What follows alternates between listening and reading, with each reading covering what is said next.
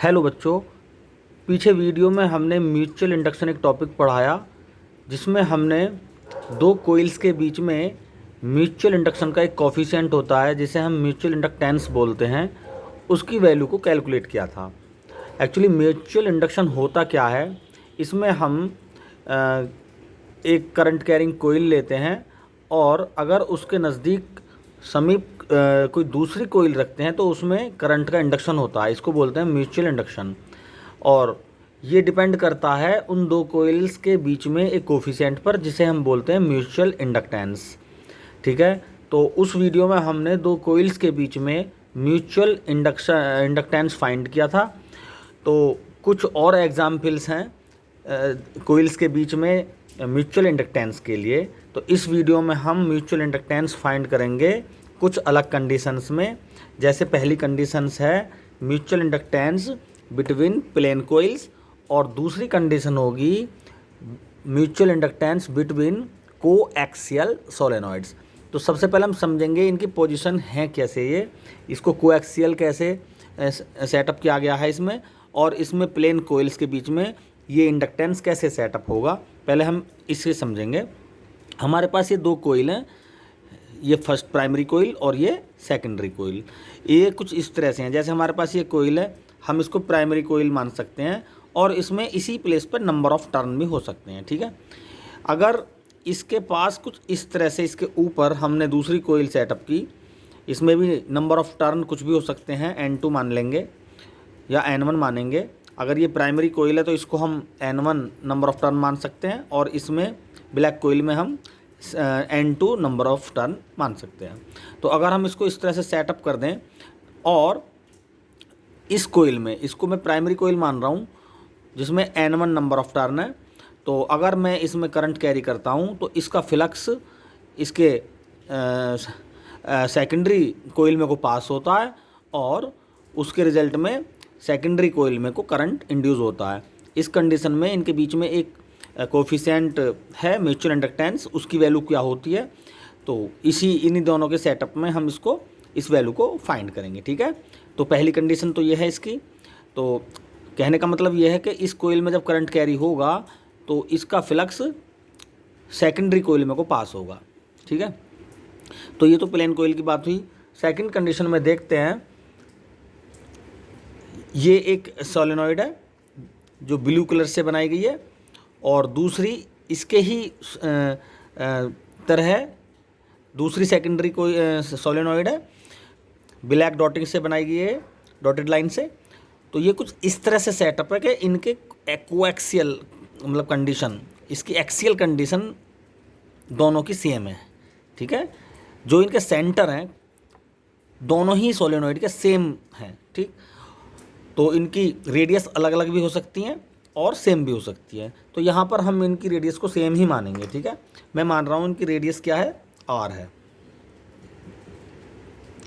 R number of turn same भी हो सकते हैं और N1 N2 भी हो सकते हैं।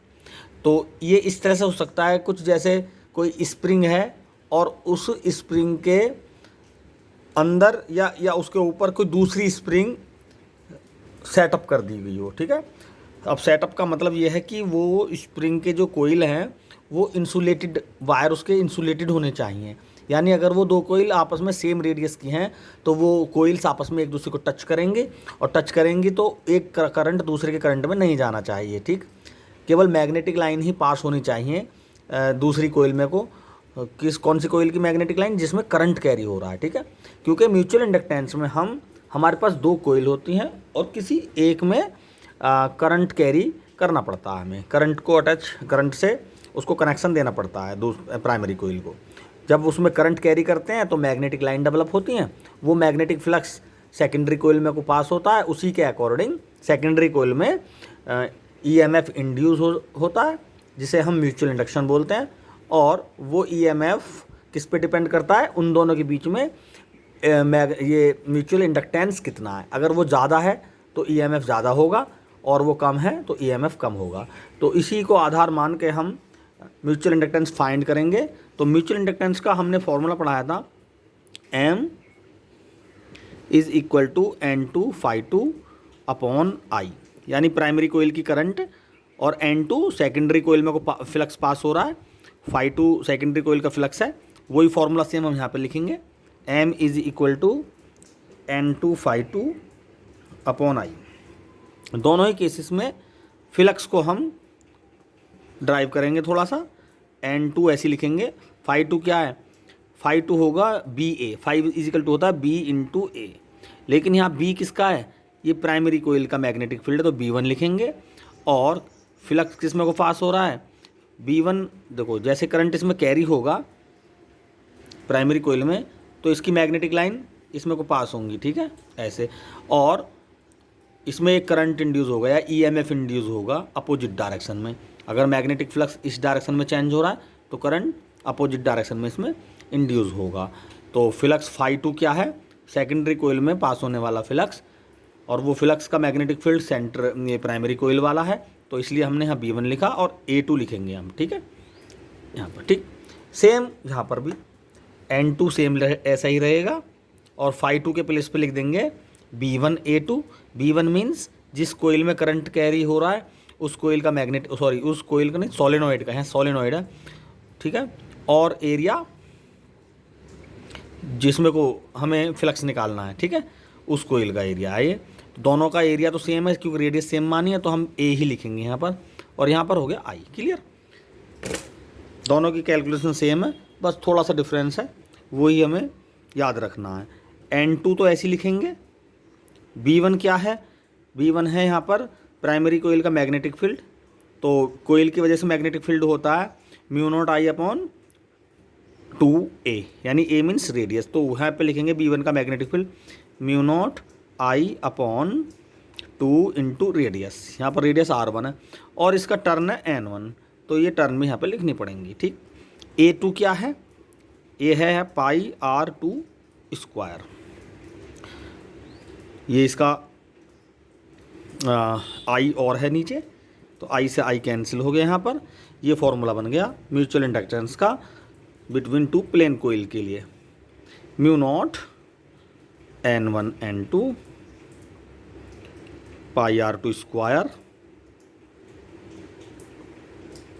Upon 2 R1। रेडियस अगर सेम है तो ये यहाँ से सब्स्टिट्यूट हो जाएगी कैंसिल होकर, सॉरी यहाँ से रिमूव हो जाएगी R1 है ना, इससे कैंसिल, लेकिन यहाँ पर रेडियस अलग अलग हमने रखी हैं। तो ये हो गया म्यूचुअल इंडक्टेंस। और इस केस में देख लेते हैं यहाँ पर मैग्नेटिक फील्ड क्या है। यहाँ पर तो कोयल का मैग्नेटिक फील्ड था, हमने μ0 Ni अपॉन 2R वाला फॉर्मूला लगा दिया। यहाँ पर हम अप्लाई करेंगे सोलेनॉइड के लिए फॉर्मूला। सोलेनॉइड का फॉर्मूला क्या है, N2 तो ऐसे लिखेंगे और μ0 Ni ये है मैं सोलेनॉइड के लिए फॉर्मूला, और A की जगह लिख देंगे पाई R square upon I। Clear, बस B की वैल्यू दोनों की अलग अलग है और सभी टर्म और स्टेप सेम। तो N के प्लेस पे देखो, या तो यहाँ पर ये N क्या है, number of turn per unit length, तो N2 को भी हम number of turn per unit length मान सकते हैं, स्मॉल n के केस में ले लेंगे L की मल्टीप्लाई करके। लेकिन दोनों को एक जैसा रखना है, या तो दोनों स्मॉल n होने चाहिए, दोनों कैपिटल N होने चाहिए। तो n को हम यहाँ पे चेंज करेंगे, मर्जी है स्मॉल n को या कैपिटल N को भी चेंज कर सकते हैं। तो n क्या है, total number of turn per unit length, तो टोटल नंबर ऑफ टर्न तो N1 है यहाँ पर प्राइमरी कोयल के लिए, per unit length upon L कर सकते हैं और I साथ में रहेगा, और into I pi R square. तो यहाँ पर I से I कैंसिल यहाँ पर भी हो गया, और M is equal to μ0 N1 N2 μ0 N1 N2 pi R square upon L। ये फॉर्मूला बन गया किस केस में, जब दो सोलेनॉइड एक दूसरे की कोएक्सियल पोजीशन में हो, यानी एक सोलेनॉइड जैसी कंडीशन में उसी के अंदर या उसके ऊपर दूसरी सोलेनॉइड को हमने सेटअप किया है, ऐसी स्थिति में जब उनके सेंटर दोनों सोलेनॉइड के ही सेम हो और एक्सियल पोजीशन को वो दोनों सेम हो दोनों की, ठीक है। ये फॉर्मूला बना इसका। दूसरा फॉर्मूला इसको देखो, अगर हम स्मॉल n के केस में लें, लंबाई दोनों की सेम है, तो n की जगह NL लिख सकते हैं हम इसको, μ0 N1L, यानी पर यूनिट लेंथ पर नंबर ऑफ टर्न इसमें कुछ हैं, दूसरी में कुछ हो सकती हैं, सेम लेंथ सेम है दोनों की, pi R square upon L, L से एल कैंसिल कर सकते हैं, तो m इज इक्वल टू हो जाएगा यहाँ पर mu naught n1 n2 L, pi R square के प्लेस पे a लिख सकते हैं, क्योंकि कभी कभी न्यूमेरिकल्स में वो डायरेक्ट एरिया दे देता है। तो ये भी फॉर्मूला है इसका, ठीक है।